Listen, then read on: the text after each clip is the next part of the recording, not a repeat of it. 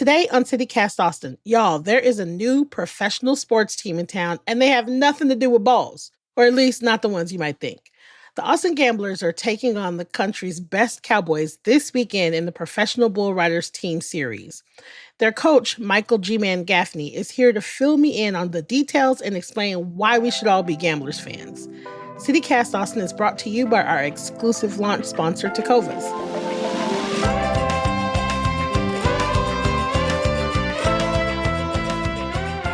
It's Tuesday, August 20th. I'm Nikki Devon, and this is what Austin's talking about.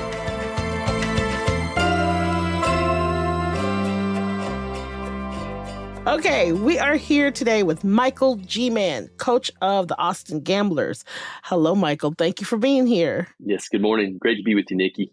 So let's start off easy. Who or what are the Austin Gamblers? The Austin Gamblers are one of 10 professional bull riding teams that were established 3 years ago. This is our third season, and it is the second, I like to say the second evolutionary chain of the PBR Inc. That myself and roughly another dozen men created back in the early 90s. So we're 30 plus years old. It's not traditional rodeo. It's the PBR, which means, obviously professional bull riding. The current CEO, Sean Gleason, back during COVID, this was in his war chest, so to speak. And he came up with this concept of PBR teams, other than it just being an individualistic event. It still is, Nikki, but again, this is just kind of it on steroids, as it were, in a team format, as opposed to one participant. Okay, so now you are the coach of the Austin Gamblers, but you've also been a rodeo participant yourself, right? Yes. The 10 teams that are now established across the country are being coached by old guys like me. We're the old washed up bull riders, guys that were former world champions themselves, as well accomplished in professional rodeo and the PBR. So let's talk a little bit about that. So 1992, you say you and a few other folks created Professional Bull Riders. So tell me a little bit about why you created it and exactly what it is, why it came to be. Professional rodeo is at the time was difficult to make a living for a cowboy. And us as bull riders putting up so much risk. Granted, it's what we chose to do. It's you're willing to take the risk to get on a fire breathing, living 1,800-pound bucking bull, but again, to have more decisions in our own fate and the payoff and the types of bulls that we were getting on. In 1992, there was roughly a dozen of us that were, I would say, the top professional bull riders at the time. We went to the rodeos like here in Austin. We went to the Houston Astrodome. We went to the Denver Stock Show, the Fort Worth Rodeo, the San Antonio Rodeo. These are the sanctioned rodeos by the PRC out of Colorado. And that's where we all stem from. We just thought we could have an opportunity to be, I think, the only standalone event in rodeo to be a spectator sport because of its, we're human beings, right? Why does everybody go to a car race, Nikki? Because they want to see somebody maybe not die, but they want to see a heck of a crash and somebody maybe almost die, right? We're gladiators, right? You go back into antiquity, and that's just who we are as a species, I think. We like dangerous things, and professional bull riding is the epitome of that. So that is why back in the early 90s, we decided to go ahead and start something. And what we did that day is we threw in $1,000, all of us, and we had a name.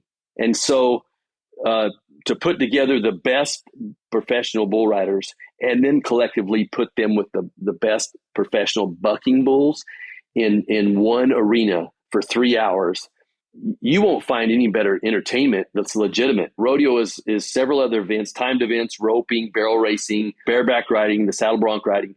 This is just strictly the professional bull riding side of professional rodeo.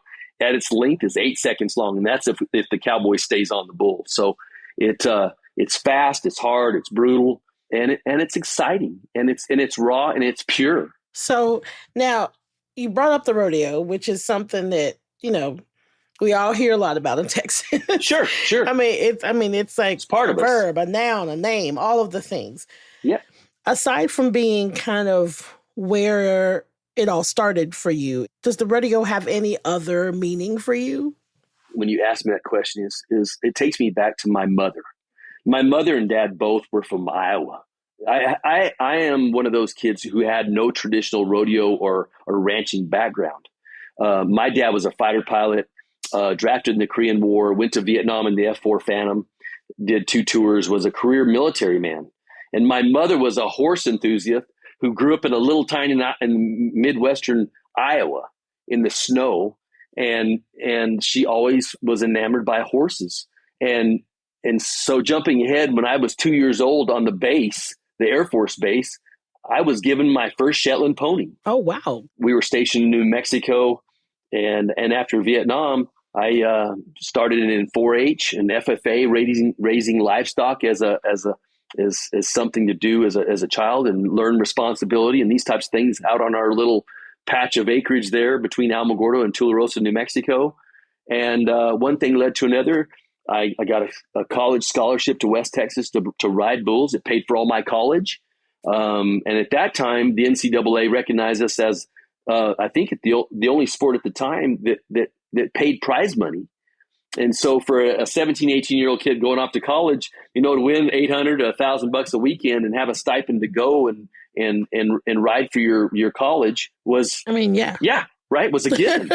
Yeah, that goes without saying. Yeah. Do you remember the first time you saw somebody riding a bull? What I remember most was myself. Oh. I had just turned 5 years old, left Sunday school on the base. I had my matching Sears catalog green vest. Yeah, and this is absolute truth, Nikki. Had my matching green chaps. My brother was 10 years older and was in FFA. They had rodeo as part of the FFA program there in the valley, there in New Mexico. And they had kind of a little consolation event for us little kids that were 12 and under. And I got on my first steer when I left Sunday school that day. What? At 5 years old. Now, for those of you that don't know what FFA is, Future Farmers of America, is that correct? Very good. Okay, yeah. So, those of us that are born, from Texas, we know exactly what that is. FFA is. But I remember FFA being so integral in a lot of my friends' lives, just like teaching them skills and how to deal with the land, how to deal with like livestock. It's a big deal. 4-H too. It is. How many events do you get per season? For this season, this third season, it will finish in October in Vegas. So we've got 12 events. Wow. So it's happening really fast. So I found out something, our team just found out that, so your typical rodeo is that you go see, like the Austin Rodeo or Luckenbach Rodeo or whatever. Yes. The cowboys who participate in the rodeo are all paying into a pool of money that then they're competing to win. That's right? That's exactly right. But with PBR, there's a minimum hourly pay. There is. And when you say minimum, this is a professional sports league. So think of it as like the NFL to a degree now with the teams. We as an organization, the Austin Gamblers, we have so many on our roster that are paid contract. Even though they are still ICs, independent contractors, they are still part of a team. They are contracted with us, and they are paid X amount of dollars to be on the Austin Gamblers. And then obviously there's bonus money that's paid through the television rights, the sponsorship rights that we garner for revenue to pay through the league. It's funneled to the Cowboys. When we formed the company back in '92, we were paying entry fees. We knew we had to get on television. We went through all that, and we grew the business amazingly. And we sold the business in 2007 to an investment firm out of New York for a lot of money, and the original investors did really, really well. And then the second half and the second piece of that, we sold the remaining pieces of that to the same corporation that bought like the UFC. So okay. Yes.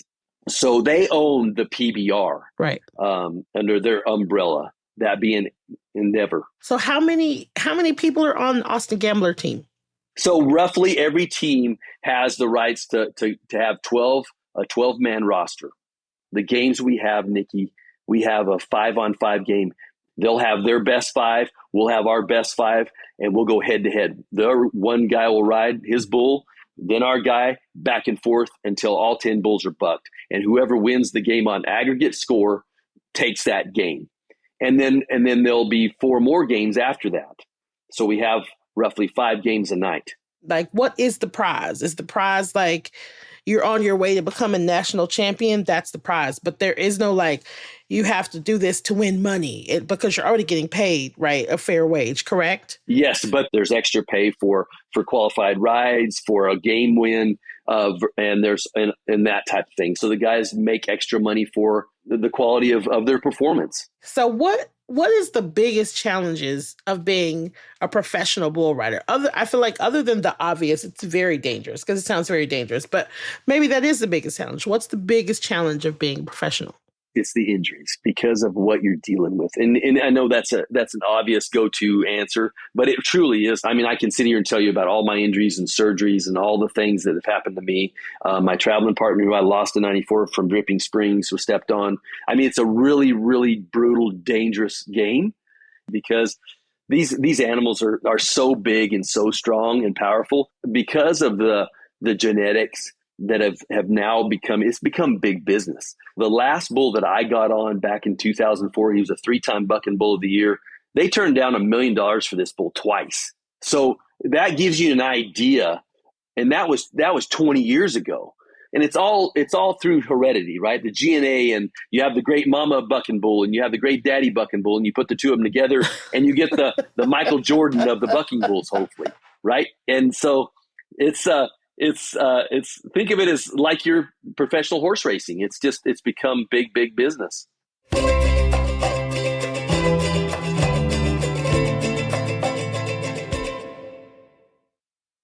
Let's talk about the bulls because Yep. There are a lot of people that feel like bull riding rodeo is not very animal friendly, right? Right. How are they trained to buck? Where do they come from? And how are they treated? I've been on the road with them and these types of things for decades now. And I will say the level of care and everything that they do daily, they treat them better than their kids. They have great nutrition. They're taking care of their exercise, just like an athlete, a human athlete. You're not going to mistreat or not take care of something that is your livelihood. And they really, really do take great care of these animals. And it's a business. Make no mistake. They raise these Bucking Bulls for a business, and they've been working on this for a long, long time. There's a lot of blood, sweat, and tears and pride that go into these animals. So I know I get asked a lot, and it's one of those myths. Why do you have to get them so mad? The misconception is that they're angry. They're angry. Yeah. Yep. And that is so untrue. In a pen of Bucking Bulls, and you have 100 Bucking Bulls, there's probably 10 in there that are just not very nice. They came out of the womb that way, and they're just generally grouchy. From the time they were babies, they come in there and they've learned to buck, and it's genetically inherent in them to be a Bucking Bull. That's what they've been raised to do. It's just what they are. They're a crossbred. They're not a herd bull. They're not for meat. They've been crossbred over the years with different types of lineages. That's what's in their genetic makeup, is to buck and to buck hard and to move fast. They're not shocked. They're not mistreated. They're not prodded or anything to make them buck. So let me make sure I understand you. So first of all, you're telling me y'all do not tie their testicles. You don't do that. You do not. So I just want to make that very clear. I don't do that anymore, but it has nothing to do with that part of the anatomy. The flank rope that goes around the body of the Bucking Bull is nothing but a small irritant. It can't even be on there tight or constrict because they won't buck. So it's got to be on there to number one. So they're trying to kick it off. It's a tickling sensation that they're trying to kick off the rope. It's a cotton. A lot of them, most of them have a wool sheath coating around the hips of the bulls down under the flank. You think of the underbelly as a really sensitive area. So that flank strap goes around there, and it's naturally inherited to these animals to try to kick something off that's touching their flanks. Okay. Because it's a very vulnerable spot. You're saying that what causes them to buck is that you have this thing around them and they are trying to get it off. Is that right? That's all it is. Yes. So for people that don't know, really just like basic understanding, They get on the bull. They have to stay on for 8 seconds. And Yes. whoever gets closest to it's just a timed thing. Whoever stays on it longer. Is that right? No, it's a required 8 seconds. Oh, it has to be 8 seconds. It has to be 8 seconds. So it's a required time limit. It's not about the length of time you stay on. It's only 8 seconds. The chute gate opens. Once that shoulder of the bull breaks what we call the plane of the chute, the timer started, and they have 8 seconds. The clock winds down to 8 seconds, and the whistle goes off. Then you have a qualified score. Now, we have cameras and different cameras all over the arena for angles. So we have somebody in the TV truck, a judge, that makes sure that the qualified ride has started to make sure. So we have instant replay and that type of thing to make sure that it is a qualified score. There's no fouls, these types of things to make sure it's a legitimate ride for 8 seconds. So then what determines, what do they, where are they being judged on? Is it like form? Is it like? It is exactly right. You're looking for form, uniformity. You're looking for dynamics. And I can go again deep into the weeds about the 5 things that the judge, the intensity, the twist, the turns, uniformity on the bull, where he's at position wise, making sure he's not all strung out and just almost detached the whole time versus setting uniformly and where he's supposed to be and in control, and the bull's performance. If the bull's just spinning flat and not doing a whole lot, not very dynamic, obviously the score is going to suffer. So you want both a rider that sits on a bull that's kicking and twisting and jumping and bucking and really what we call rank, right? Yeah. And it's the judge's trained eye to see both in uniformity and make a judgment call. Okay, thank you for breaking it down for me. How are Austinites involved in PBR and the Gamblers? Like, do any of the bulls come from Central Texas? This is where I get excited, Nikki, because I used to go to the Austin Rodeo. So everybody knows Dana White of the UFC, correct? So maybe not. Well, maybe not. He's the commissioner of the UFC. Okay. Yeah. Okay. He's the bald guy that's always on TV talking about the fighters and promoting the fights in Vegas and this type of thing. Right. Okay. Yes. So we are owned by the same corporation. And Dana is involved now. He owns a bucking bull, and that bucking bull was raised right here in the Austin area, Twisted Steel. And he's an amazing bucking bull athlete. It was raised by Bryce Cooper right here outside of Austin, right? And Heath Scruggs out in Taylor. Cooper and Scruggs, Bryce Cooper specifically, will have a number of bulls that'll be entered during the PBR teams event at the Moody Center. So, yeah, there's a lot of great bucking bulls that the Austinites can actually cheer for that are raised right here. They're local, as opposed to being local cowboys. They're the local animal athletes. Love that. Yeah. So I'm going to assume that this is like a male-only sport. Is that correct? At our level, it is. There's certain things I believe that's very difficult for women to do. And one of those is to have the brute strength to hold on to this type of animal that weighs 1,800 pounds. And quite frankly, I can't imagine my wife or daughter doing this. So no, at this level, there are no women that ride.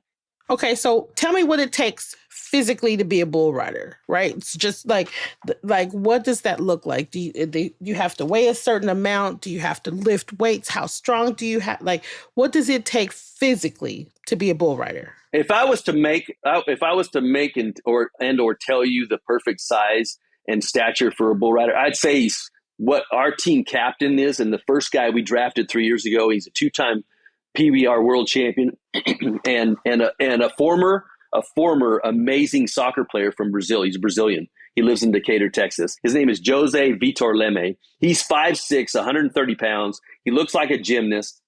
He's just an amazing athlete, very meticulous on everything he does, what he eats, how he sleeps, works out. I mean, he's just the consummate professional in every which way you can imagine. And he is, from a stature size to mentally, he's the whole package. He's mentally tough. He's physically tough. And he's just an amazing athlete. If you want to talk about an individual that's made specifically for bull riding, it would be the guys that you see at Cirque du Soleil or in the Olympics gymnastics that are smaller frames, a small wrestler, as it were. What would be your response to a woman that's like, okay, I'm not a small male gymnast, but I am strong? I'd be like, let's do it. But we're going to do it the right way. You're just talking about like supreme athletes all around, period. Yes. It's like something that you've been, especially if you're used to that kind of just like mental pressure and like. Yep. It's what you are. Inside, it's what's your core to your core. Yeah. And it's hard for people, and especially the professionals that are in it now, to go through the damages that you take as a body. You may think you want to do it and you're on the bull, but your mind is telling you, yeah, no thanks. I'm tired of being hurt, right? People ask, what can you do for these kids who are riding bulls from a coach's perspective? And I think it's about that. It's about putting certain things into perspective when they're upset or they're on kind of a, what we want to say, in a rut, like any other sport. Yeah. Everybody has these ebbs and flows. And as a coach, I'm there to hopefully recognize that, be an ear, be a lending ear anytime they, whether it be, in the arena, out of the arena. I mean, these are, husbands, they're fathers, they've been through lots of injuries. They're going to go through many more if they stay at this professional level. We are still talking about athletes. We're talking about something that is very dangerous. We're talking about something that they still have to be skilled and in top shape and all of that good stuff. Now, other professional athletes, basketball, football, baseball players, they make millions of dollars in contracts. Yes. Is it possible? Could it be possible for bull riders to make that kind of money? Do you think it's possible that they can make some like really good, like millions of dollars that can kind of sustain them as they grow older? This length of a career is so brief. I don't know what the average age and length of time lifespan of a professional football player, but it's typically not very long. And you're hoping that they, if they do sustain injuries, they've taken care of their financial means. And that's what we aspired to have and do for not only ourselves back in the 90s when we started this, because we were going down quite frankly, a dead end road. To put up that type of risk and to come out broken physically, mentally, financially at 30 maybe or mid 30s, it was legitimate. 90% of the guys, that was the road that we were all going on. And due to us stepping in and starting this business and it being successful, and our ownership of the Gamblers, who are from the Houston area, both husband and wife team are, and it's these types of people that are going to help our kids do that very thing. And you may be sound and healthy today, but this career tonight could be over. One bull ride and you're done. And yes, they have the opportunity. They're making really, really good money. Good. The world champion that we just crowned, that I mentioned on the individual season in May, got $1 million bonus. Great. That's what I like to hear. Yes. Yes. So, okay, the first home competition is coming up. What can we expect out of Gambler Days? When they go to Moody Center, let's start with the pre-show. So the pre-show is going to be, a couple hours before the 7 o'clock, 8 o'clock hour of the bull riding. So we're going to have an outdoor entertainment, and then we're going to go inside and they're going to see some of the best physical specimen from animal athlete specimen to professional bull riding, that 5'5", 130-pound cowboy battling out with the greatest bucking bulls that there are in the country right now. It's so exciting. And from toddlers to the elderly, I mean, it really truly is it's a family show, and it's pure, it's raw, it is full of danger and excitement. And I will say this, and the women, it's mostly the women. My mom always was, and me too, because I'm an animal lover. We root for the bulls. Now, I don't root for the bulls when my guys are riding. I love that. Yeah. G-Man, thank you so much for being here and just like bringing me up to speed and educating us about professional bull riding, because I genuinely did not know the difference. Yeah, absolutely. Thanks for having me, Nikki. Look forward to the next time. All right. Bye-bye. We'll see you.